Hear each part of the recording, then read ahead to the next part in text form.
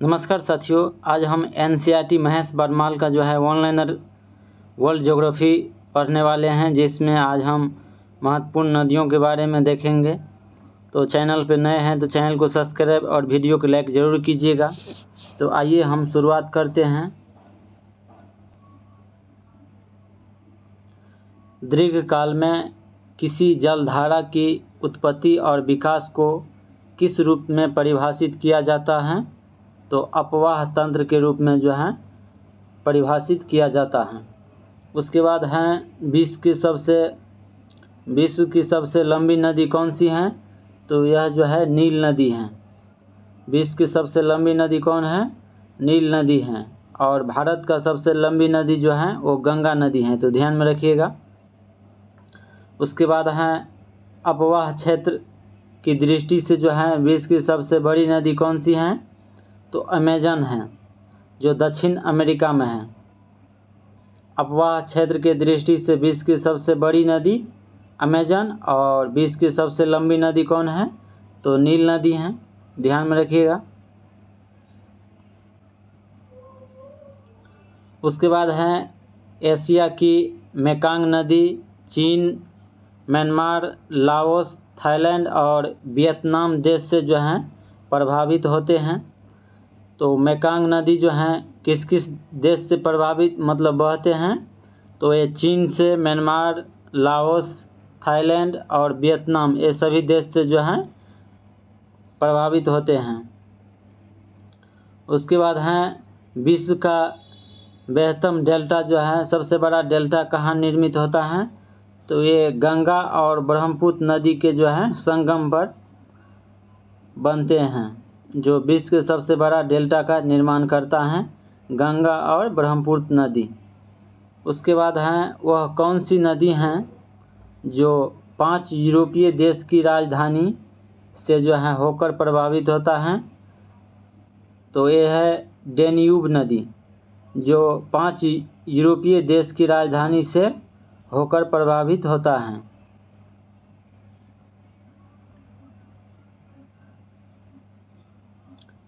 उसके बाद है अफ्रीका महाद्वीप की कौन सी नदी मकर रेखा को 2 बार काटती है? यह है लिम्पोपो नदी। लिम्पोपो नदी जो है वो अफ्रीका महाद्वीप की नदी है, लेकिन मकर रेखा को 2 बार काटते हैं।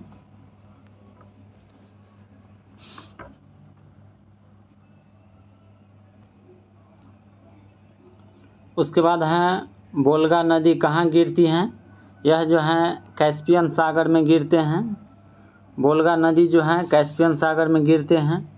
उसके बाद है स्विट्जरलैंड, जर्मनी तथा नीदरलैंड से प्रभावित होने वाला कौन सी नदी भ्रंश घाटी से प्रभावित होता है? ये रैन नदी है। रैन नदी जो है स्विट्जरलैंड, जर्मनी, नीदरलैंड से प्रभावित होने वाली नदी हैं, जो भ्रंश घाटी से बहते हैं। उसके बाद है वह देश जो अड़िये अपवाह का उदाहरण है, ये श्रीलंका है।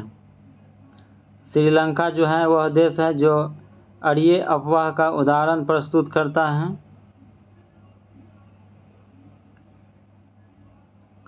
उसके बाद है सौर और आमू दरिया नामक नदी जो है किस सागर में गिरती हैं?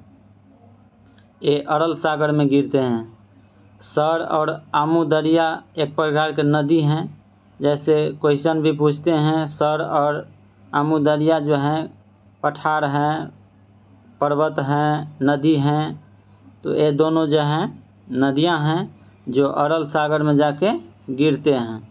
उसके बाद है काला सागर में गिरने वाले प्रमुख नदी कौन सी हैं?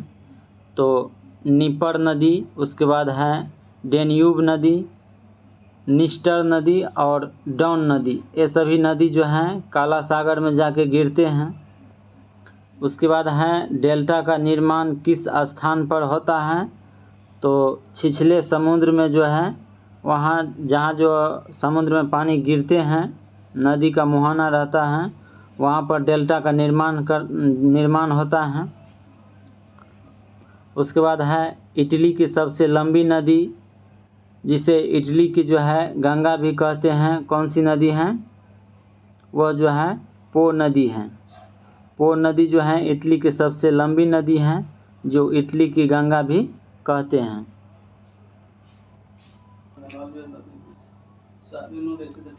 नील नदी यह अफ्रीका महाद्वीप में विक्टोरिया झील से निकलते हैं और यह नदी जो है विश्व की सबसे लंबी नदी है, जो 6,650 किलोमीटर है।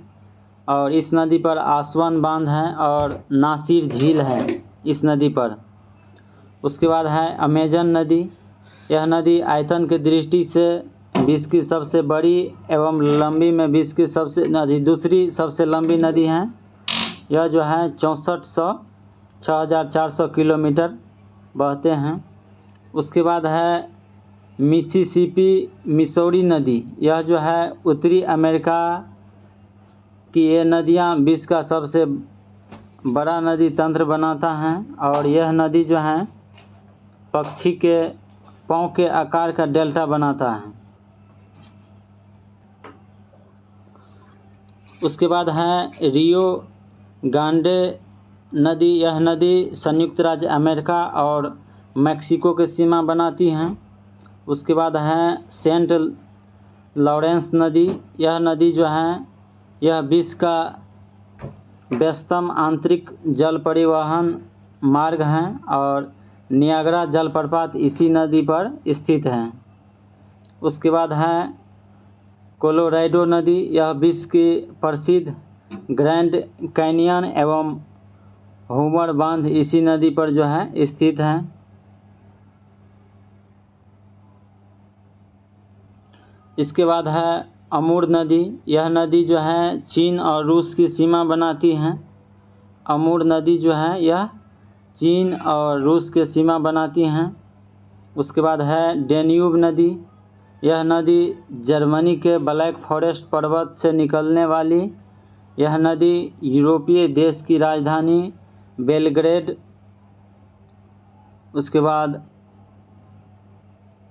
बाल्टी सलावा, उसके बाद बुखारेस्ट, उसके बाद बुडापेस्ट और वियना से गुजरते हुए काला सागर में जाकर गिर जाता है। उसके बाद है मेकांग नदी। यह नदी जो है दक्षिण पूर्व एशिया की सबसे लंबी नदी है। मेकांग नदी जो है दक्षिण पूर्व एशिया की सबसे लंबी नदी है। उसके बाद है बोल्गा नदी। बल्दाई पहाड़ी से निकलने वाली यह नदी जो है कैस्पियन सागर में गिरते हैं और यह जो है यूरोप की सबसे लंबी नदी है। उसके बाद है नाइजर नदी। नाइजर नदी गिनी की खाड़ी में जो है गिरने वाली यह नदी तेल नदी के नाम से भी प्रसिद्ध है। उसके बाद है जाम्बेजी नदी। जाम्बेजी नदी जो है वो विक्टोरिया जलप्रपात और करीबा बांध इसी पर स्थित है और यह अफ्रीका महाद्वीप की चौथी सबसे लंबी नदी है। जाम्बेजी नदी जो है ये अफ्रीका महाद्वीप की चौथी सबसे लंबी नदी है। उसके बाद है कांगो जैरे नदी। यह नदी विषुवत रेखा को 2 बार काटते हुए पार करती हैं और स्टैनले और लिविंगस्टोन जलप्रपात इसी पर स्थित हैं। उसके बाद है लिम्पोपो नदी। यह दक्षिण अफ्रीका के हाईवेल्ड से निकलने वाली यह नदी मकर रेखा को 2 बार काटती हैं, तो ध्यान में रखिएगा। कांगो जैरे नदी विषुवत रेखा को 2 बार काटती हैं। लिम्पोपो नदी जो है मकर रेखा को 2 बार काटते हैं और माही नदी जो है भारत की यह नदी कर्क रेखा को 2 बार काटती है। माही नदी भारत की यह नदी जो है कर्क रेखा को 2 बार काटती हैं। तो बार बार ये क्वेश्चन एक जो है सभी एग्जाम में पूछे जाते हैं, तो ध्यान में रखिएगा।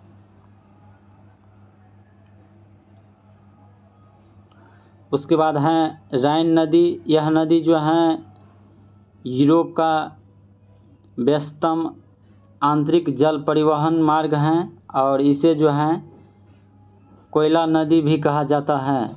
यूरोप का व्यस्तम बंदरगाह रोटरडम इसी नदी पर स्थित है।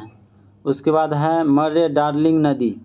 यह नदी जो है कोस्युरुको पर्वत से निकलते हैं और यह ऑस्ट्रेलिया का सबसे बड़ा नदी तंत्र है।